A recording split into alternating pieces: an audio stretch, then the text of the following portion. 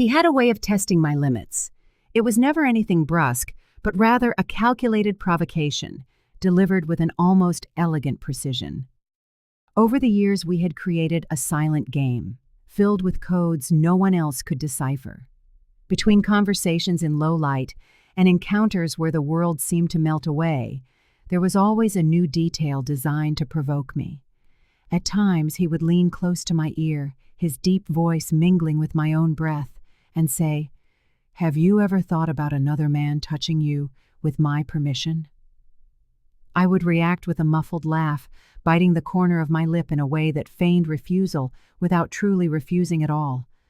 I'd answer with small provocations of my own, lightly tracing my nails down his back or holding his gaze a moment too long. We pretended it was all a game, but the truth was, the idea lingered. It wasn't a fleeting thought, but something that grew slowly, taking root deep in my mind. There were days I'd catch him watching me with that mischievous glint in his eye, as if he were picturing the scene unfold before him. In those moments, I realized it wasn't just his desire hanging in the air. Mine was pulsing there too. And perhaps what unsettled me most was the quiet knowledge that if he ever decided to turn this provocation into reality, I wouldn't have the strength to say no. That Friday, everything seemed harmless. A gathering of adults, with wine at the perfect temperature, a cozy living room, and a soft soundtrack of Dire Straits and the Eagles playing in the background. He had invited 2 colleagues from work, Raoul, the discreet engineer, whose observant eyes seemed to catalog every detail, and Alex, the accountant with a measured speech and a smile that lingered, as if his words were just a pretext to watch me. I chose a wine-red dress, tight enough to trace my curves, with thin straps and a side slit that revealed just enough to stir curiosity. When he saw me ready, there was no censure in his gaze, only a look that blended admiration with something more. "Are you really going to wear that?" he asked, his voice calm but heavy with meaning. I answered with a smile that had long been part of our game. "Why? Is it too much?" He took a step closer, his eyes locked on mine. "It's exactly what I want." I felt the intention behind his words. It wasn't just about being beautiful, it was about being noticed. By them, by the night, by the atmosphere he was already silently conducting.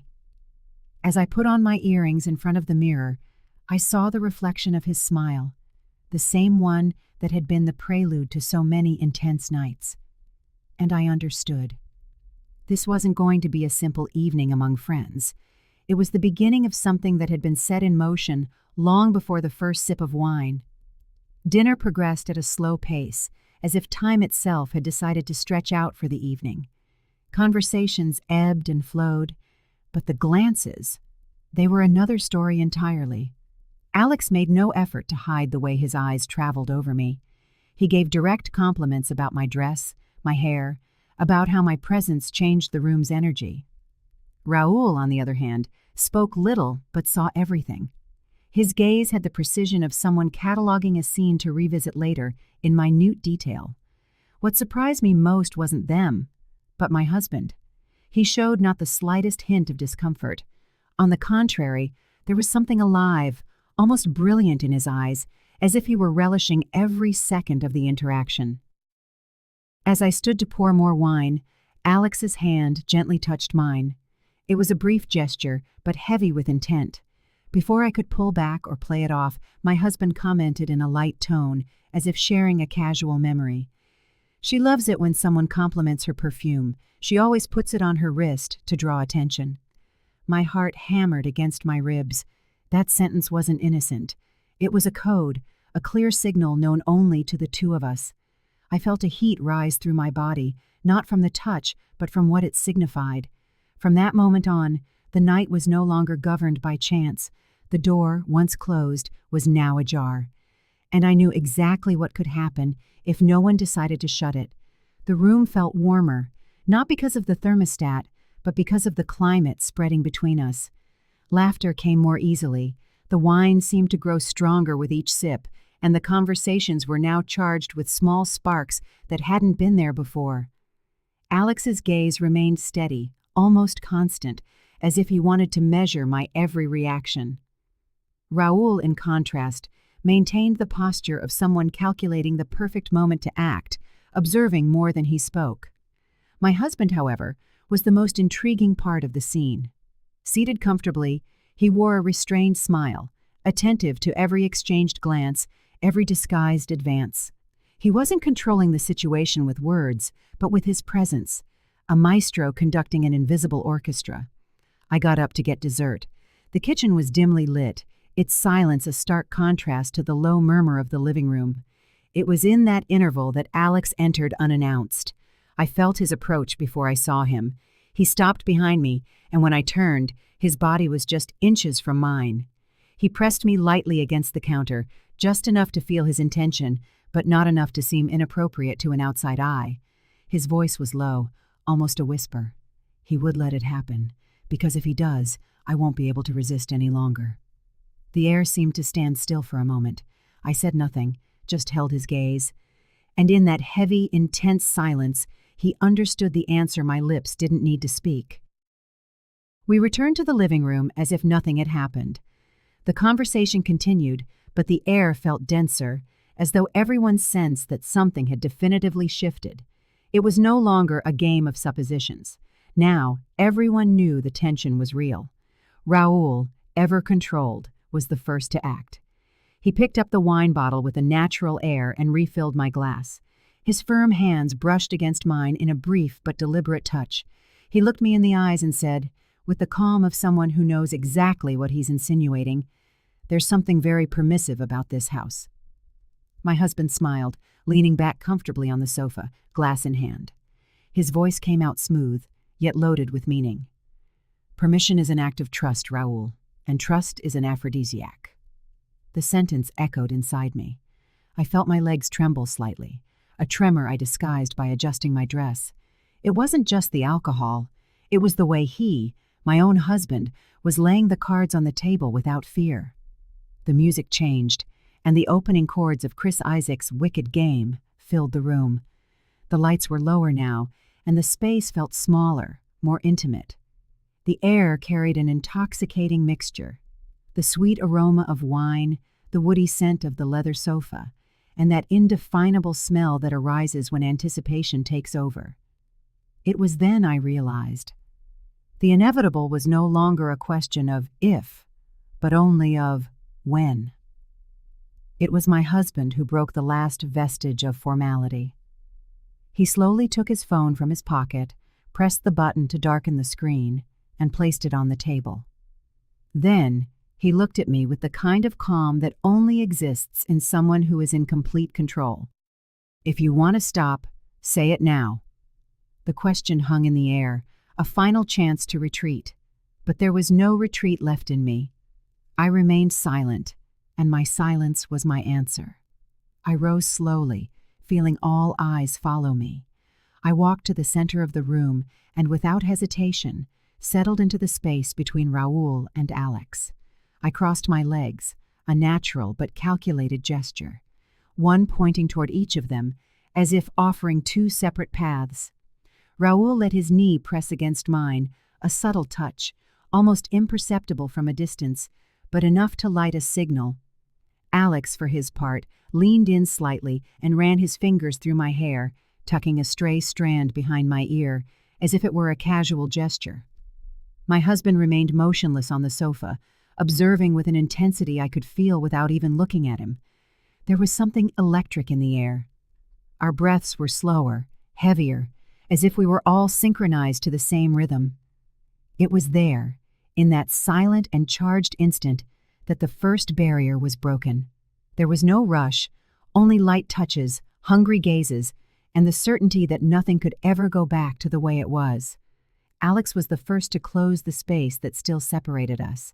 His gaze was unblinking, as if every second was too precious to waste.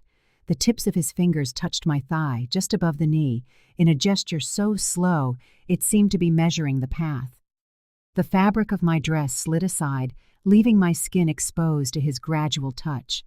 It was as if each inch of skin was an invitation, and he was accepting it with devotion.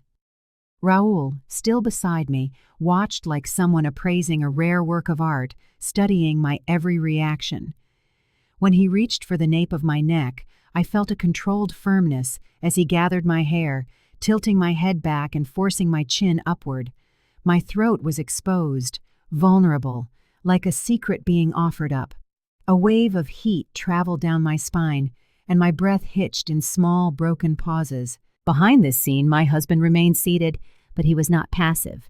His eyes were locked on mine, and in them I saw a mixture of possession and admiration, as if he were witnessing a part of me that he himself had unleashed upon the world. His breathing, though restrained, had weight, as if each inhale was an effort not to intervene before the time was right.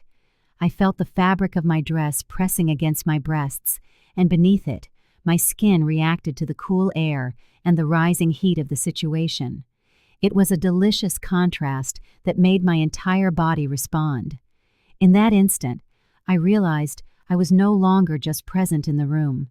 I was the center of an unspoken ritual conducted by 3 men, 2 touching, 1 commanding, and all of them hungry for the same thing. The wife, the woman, the fantasy, it all merged within me, and they knew it. Alex moved in first. His hand, still resting on my thigh, slid higher as his body leaned toward me. I felt the warmth of his breath before the touch itself. When his mouth finally found my collarbone, the contrast was breathtaking. The heat of his lips against the cool air of the room. My skin responded instantly, goosebumps rising as if to hold on to the sensation. Raoul, in silence, shifted to my other side. His fingers found the thin strap of my dress and slid it down my shoulder with an almost cruel patience. The movement was slow, studied, as if he wanted to prolong the moment to its absolute limit. When the fabric revealed my breast, the cool air made my skin react even more intensely. Raoul leaned in, and with the tip of his tongue, he traced its curve until he reached the most sensitive point. My body answered with a stifled, involuntary gasp that escaped even as I tried to hold it back. At that moment, I sensed movement beside me. My husband was standing up. There was no hurry in his steps, only the confidence of a man who knows exactly what he is doing. He approached, took my hand firmly, and made me raise my face to meet his. His eyes were intense, shining with something that was both desire and pride. "You are the most beautiful thing I have ever offered to the world," he said, in a tone that was both a declaration and a sentence. That sentence shattered any resistance that might have remained in me. From that point on, there were no more divisions. I gave myself to all of them, to every gesture, every look, as if I were a temple receiving 3 faithful devotees, each determined to explore every detail. The room, the music, the air, it all disappeared. There was only us, consumed by the moment. The sofa was no longer just a piece of furniture. It had become an improvised altar, a silent witness to something that went far beyond any ordinary encounter. Our breaths mingled, creating their own rhythm, a melody without instruments. Hands came from different directions, exploring my skin along paths that seemed prearranged. It was impossible to distinguish whose touch was whose. I could only feel that they all wanted me there, completely. Mouths took turns, now at my nape, now on my shoulders, now in the delicate curve just below my ear. Each gesture sent a different signal through my body, and all of them converged on a single point, keeping me suspended in a state where time ceased to exist. I felt one of their hands cross an intimate threshold, exploring me with slow, confident movements. At the same time, another came from behind and found my neck, capturing it between teeth and lips in a game of provocation and possession. My husband beside us held my waist firmly, as if to say without words that despite everything, I was still his. "Mine alone, but now theirs as well," he whispered. And those words set everything ablaze. There was no longer any way to contain my body's movements. My hips arched, seeking more, as if guided by their own instinct. The pleasure wasn't just physical. It was a dense, multiple, overwhelming sensation that filled every space inside me. With each gesture, each advance, I felt more alive. The most unexpected part was the feeling that mingled with it all. I didn't feel divided. On the contrary, it was as if being touched by all of them had made me more whole. And there, on that altar of fabric and newly written memories, I discovered I had never been so desired. Sunlight sliced through the gaps in the curtains, drawing golden lines across the rumpled sheets. The air still carried a remnant of what had happened, as if every particle in the room had borne witness and now held the secret. My body was bare beneath the soft fabric, and every movement revealed the faint marks left behind by the night. They were soft imprints on my skin, memories etched by firm fingers, curious lips, and promises that needed no words to exist. Beside me, my husband watched in silence. There was no rush in his gaze, only a slow contemplation, as if he were still processing every image seared into his memory. When he finally spoke, his voice was low, almost a whisper. It felt like dreaming with my eyes open. I smiled, no answer needed. He knew. I knew. Between us, there was no room for regret, only the certainty that something had irreversibly changed. The most curious thing, and perhaps the most dangerous, was what was growing inside me in that moment. There was no guilt, no weight, only a renewed desire, a quiet hunger that demanded no urgency, but promised to return.